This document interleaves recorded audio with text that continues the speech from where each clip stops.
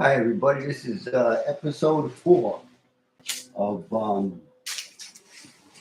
uh, Energized Handicapping, Energized Recovery, Energized Being for my last years. I'm 70 years old. I've been playing the races for 40 years. So at the end here, I wanted to try to do as many things correctly as possible so that I can have as comfortable of a life as possible.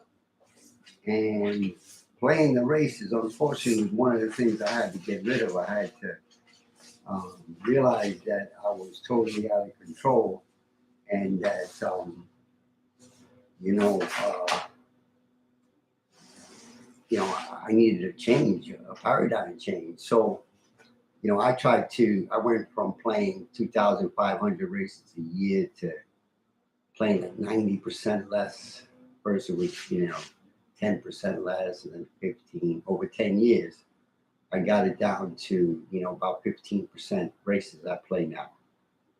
And I'm real selective about the races I play, and I don't have the urge to play anymore. I don't have the burning desire like a young guy playing the game has, where he has to play a race or he has to put a big three together or a daily double. Energized handicapping only plays, the race, no string bets, keeps it as simple as possible. I'm a kung fu guy, so I do everything with the belts: white, yellow, green, brown, black.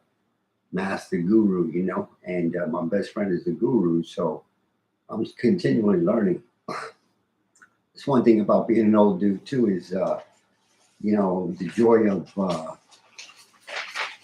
learning, and continually learning and enjoy learning. Enjoy learning tremendously. Uh, and that's what's happened to me is that I like learning. I like growing. Bad thing about most horse players is that we don't grow. We stay and do what we do, and then we don't do anything else because we think that that's our gig, our Mofo Joe. But really, you have to constantly change because the game has changed dramatically. Where you got an edge before, you don't have that edge anymore. Um, uh, and I realize that. So I don't play the same game as you. I'm not looking for contenders. My mantra is you can beat a race, but you can't beat the races. Let me put that in there. You can beat a race, but you can't beat the races. And I realized that a long time ago, 10 years ago. And I also realized that, man, this horse racing information is useless. Um, and But I was addicted to it. I was addicted to the racing form. I was addicted to uh, time form, all of those things. Uh, I was addicted to thoroughgraph sheets, Ragusan sheets, everything. Over 40 years, you try everything, a little bit, see if you can get a Mofo Joe with it. And I enjoyed it. I enjoyed the trainer stats, everything. I was addicted to handicapping. Unfortunately, if you're addicted to handicapping, the addiction says, you got to play race after race after race. And that's the destruction. That's the self-destruction of a horse player is the fact that he plays way, way, way too many races. There's a song out there, I want more, I want more. It's just, you can't have a fat guy appetite, when you're a horse player. You have to be selective. That guy said he's out of control. He plays like a lot of races, and just listening to him, I get my head explodes. A lot of players play way, way too many races. I don't anymore. Again, I'm 70 years old, playing for 40 years. I don't have to anymore. I must have played, hundreds and thousands, 100,000 plus races over my 40 years. And, now I want to be an energized gambler, a gambler who's finally broke his addiction, understands, now that, I don't want to win at this game that we call horse racing anymore because it's just too difficult. Unfortunately, I wanted to play, but I can't. I can't anymore. I can't go after a goal that's unattainable. Go after a goal that you could be Mr. Clean and you can wash money and not lose minimal, but then you're not playing the way you want to play. So over 10 years, I realized that basically I can't win at this game the way I'm playing. So I got out of the ocean. I had to break my addiction to racing form, which I felt was useless, and I'll tell you why as we go along. And not only will I tell you why, I'm going to show you why the horse racing information is useless. Um, what I use now is called a crystal clear clarity board, and I'll go over that another time. I made a paradigm change that has finally brought me back full circle. My goal when I started was enjoyable horse racing experiences. And, I've had enjoyable horse racing experiences, but not enough to make me stay in the game and want to play it the way, I used to play it by playing race after race after race. Um, I just didn't get my desired, results. I wasn't one of the 15% winners of the game. Instead, I looked like and feel like I went through, a war with Mike Tyson over 40 years. I'm more, and I basically got my ass kicked, dramatically, only to realize clearly that, I can't win at this game. So when you realize that you have a moment of truth, you could decide to get out and get, and start, seeing, what are my deficiencies? What's my mojo? Why can't I win at this game? So I started watching shows like on YouTube about being a winner and all that other stuff, just to try to, sprinkle some, sugar on the cupcake, so to speak, right? So, I heard from, I think it was Bill Russell. They asked him, what separates you from most players? Why are you great and they're just regular players? And he said, because they come to play, but I come to win. They come to play, but I come to win. And when I heard that, that was enough of that. I didn't need any more of that. I realized that I came to play. My whole game was, I want to play as many races as I can. Uh, play too many races.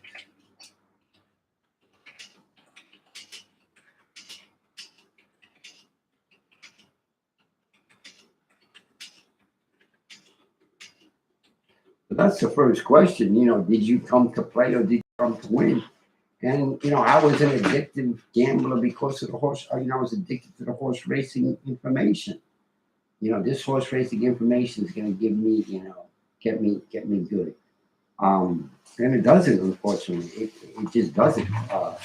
So that reality and that moment of truth came, and again, and also having the pain of not winning year after year, to not being happy with your end results. I mean, think about the time that you spend. You're spending, you know, 8 hours, on a Saturday, 4 hours of handicaps, 12 hours a day, 5 days a week, and you're getting no return on your investment. You're just washing money and most times losing money. So what can you do? Uh, the only answer is you got to stop what you're doing. Um, and in the meantime, I found another way to dance, but just to dance infrequently.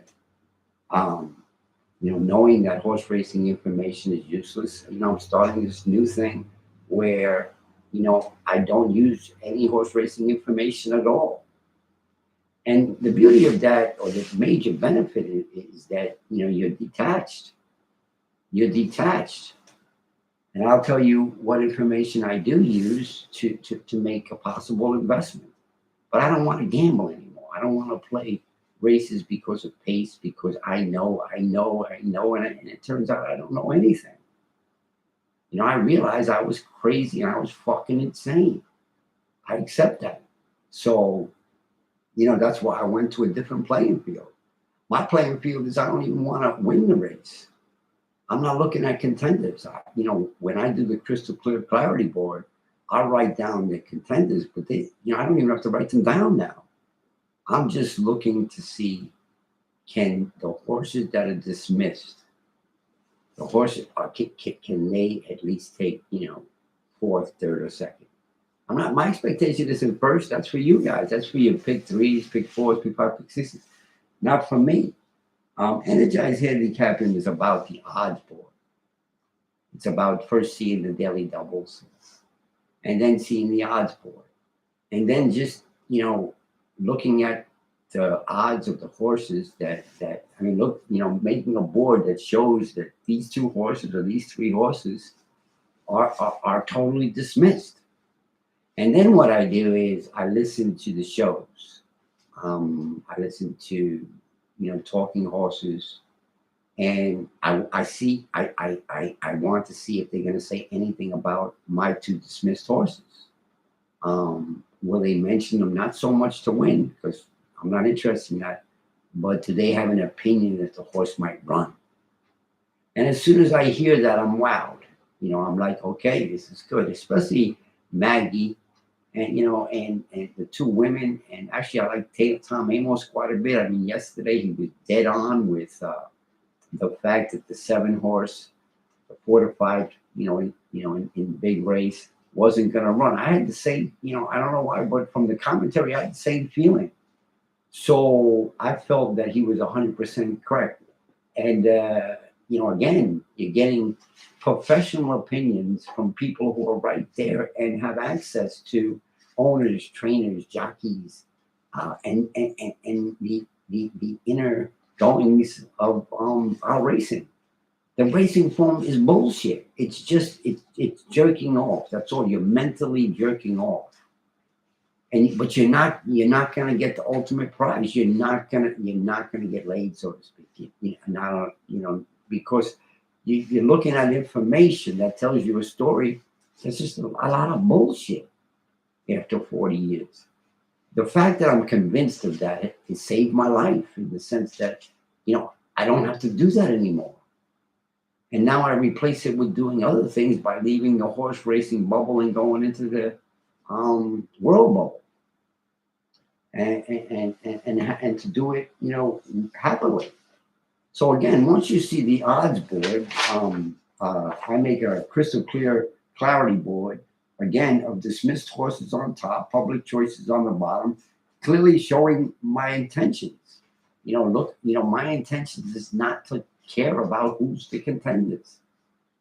It's more to see, can from what I hear from the odds board, they could be pimpling a horse. Like the last race there with the 8 horse. I think his name was Life Changing. He was obviously, the trainer, the owner, especially Rapoli. He told everybody. But not everybody, because he went off at 2 to 1. So, I mean, you got 2 to 1 on a horse that wins by 7, and that's just a monster. And the trainer's been on fire all day long. I mean, in the zone, on fire. So that's the mojo. So now, like, I don't play the early races. I just get a mojo for what's going on. In the race that I looked at, I don't know what race it was, race 5, the dismissed horses was the 5 and the 9. The 5 didn't run at all, and the 9 was an early effort, and then, was no impact on it. So an investment in that race would have been a loss, totally, not, but I practice with it and I look at it, and, I keep continually put this in my arsenal of things to understand so that I'm able to make a possible investment if I see things continually happening, again and again and again. Now, again, this is Super Saturday. Saturdays it's Super Saturday Saratoga. So you got, not only is it Super Saturday, it's Super Saturday on Saratoga. And unfortunately on Saturday, a lot of favorites. Dismissed horses, you're not going to get many of them. You're lucky if you can play a race. I see one possible race that might be at least interesting to look at. I think it's I think it's 5.5 pro. It's a big field, so that's good. And why do you want a big field? Because you want chaos, and I'll go over that another time. Let me just look at my notes. So my whole game, the Energizer whole game, is to be contrarian. You know, to not be in the same playground that you're playing. Your playground is contenders. Your playground is who's going to be first or second.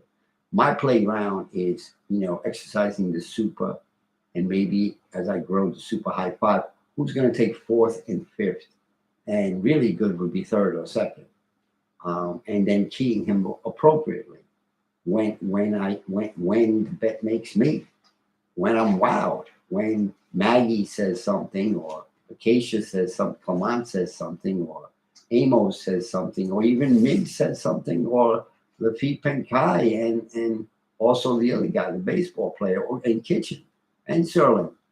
They just need to say something that my subconscious is waiting to hear so that it can get activated.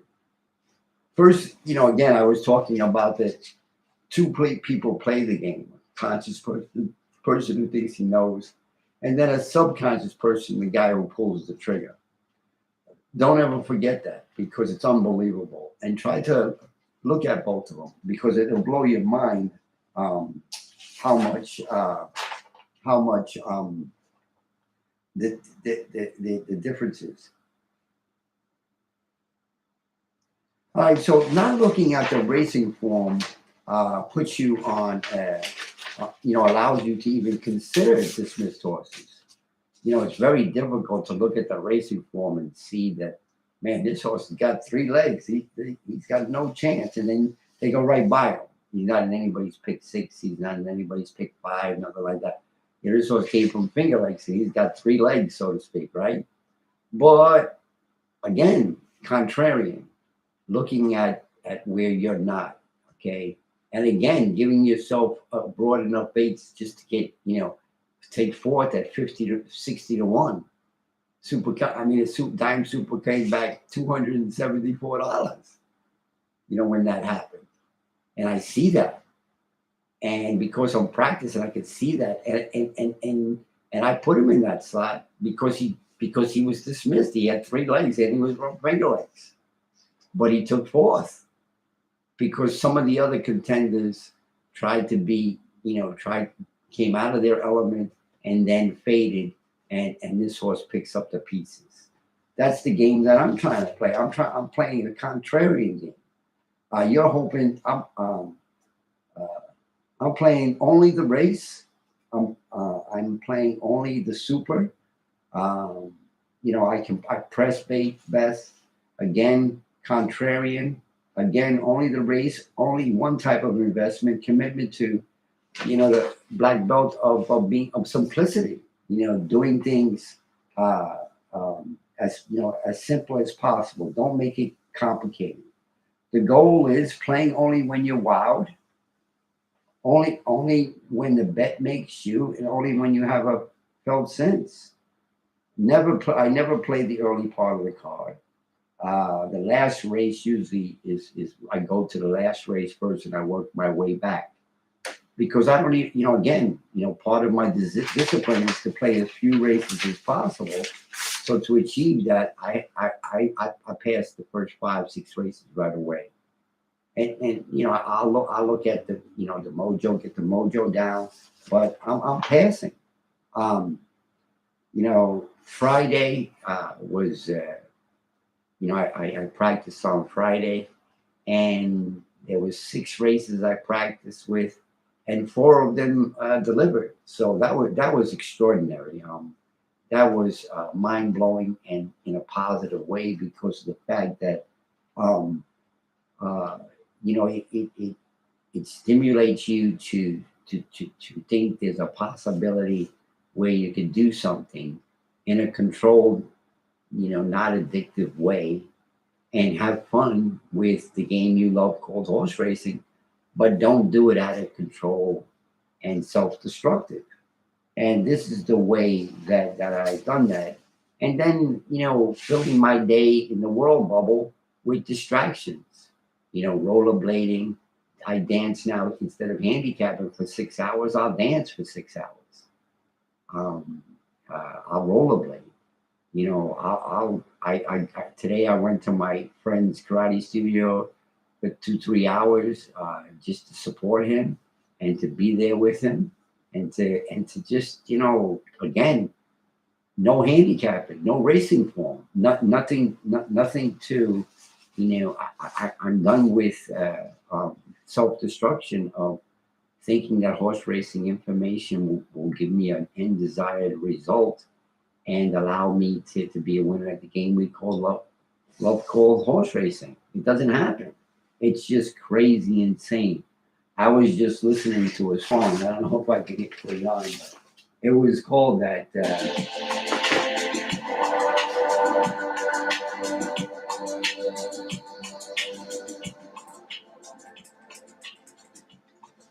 Yeah, I listen to this ambient music and I dance.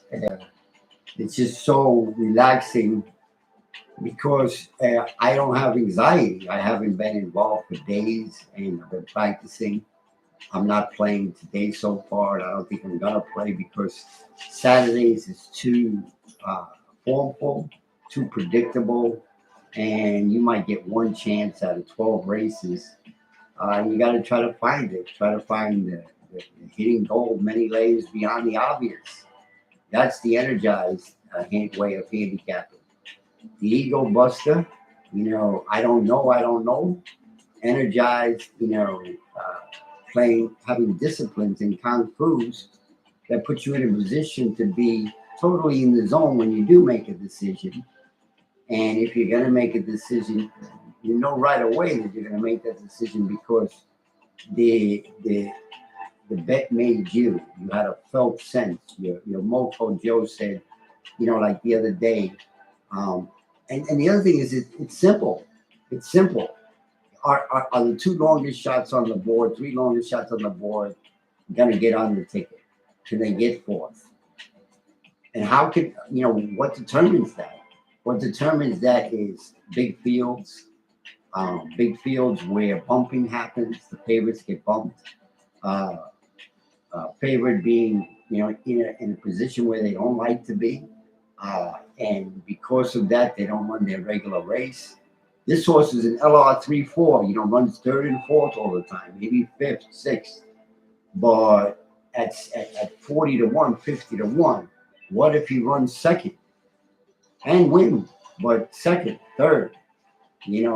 At that price, you're going to get lucky and you're going to get paid.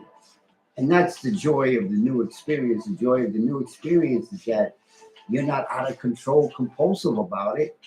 You're just maybe I'll go to the prom, maybe I won't go to the prom, but I'm not going to go to the dances anymore. Not interested in dancing race after race after race. No, I just want to go to the prom. I want to have self-discipline. I want to have control. I don't want to experience pain of losing any longer. Um, Understanding it's a game. It's a game. Uh, so a paradigm change, had to happen. A miracle had to happen, so that I could be free of, a devil that was in me, that was, deformed, retarded, sick, insane, and self-destructive. He's dead in my mind. You got to kill him in you. First, you got to control him, but you got to kill him. You definitely got to kill him. But first, you got to control him. Took me 10 years to do it. 10 years. I may have lost my mind. I may have lost my friends. I may have lost my children and my family, all because of horse racing. But I presently have saved my own life in the sense of breaking this addiction. Once again, able to be normal, out of the horse racing bubble, back into the world bubble. No longer addicted to playing the races, playing another race, another race, another race, handicapping another race. Never again. Never open the racing form again. Never be a gambler again. Never look at the telegraph sheets, which I used to love. The Ragusan sheets, time form, trainers, loved it all, but no more. Because basically it made me insane. Basically, it made me think something that was unattainable. I had to kill it.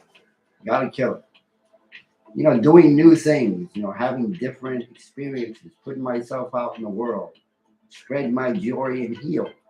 Yes, I got to heal and continue to grow. I love learning. Love you know, for for real. I really resting more, eating, reducing other habits that don't serve me, and you have to be perfect before I see God. He expects, he expects it.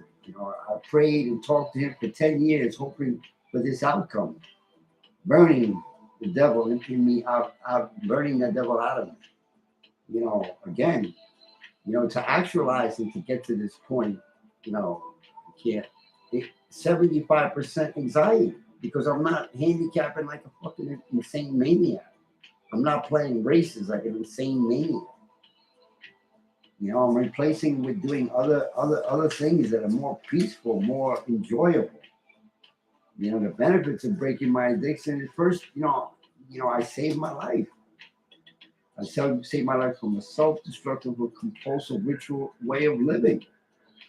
I became aware. I realized I'm fucking flaming insane. Bob, bob, bob, bob, boo, boo. Out of control. I wonder why, I'm completely alone. Uh, I'm completely alone. When you go in the horse racing bowl for 40 years, you shut everybody out of your life. That alone is like a killer. But you got to keep going. I killed my ego. I totally surrendered. I had a program for 20 years, the Ego Buster, eliminating that ugly motherfucker in you. It gives you peace. Reduction of society. I mean, of anxiety is like, 75%. So, and then I really like the idea that horse life-changing one. What I'm experiencing presently, the belief that positive things are coming my way. They're already here, actually. Crystal clear clarity for the first time after 40 years of playing the races. Crystal clear clarity. And it was funny because even Maggie mentioned that in one of her analyses. Again, uh, follow the journey. If anybody ever wants to talk to me about the journey, I'm at 475-206-6569. May the horse be with you. I'm going to go take a break. Go dance for a little while. Bye now.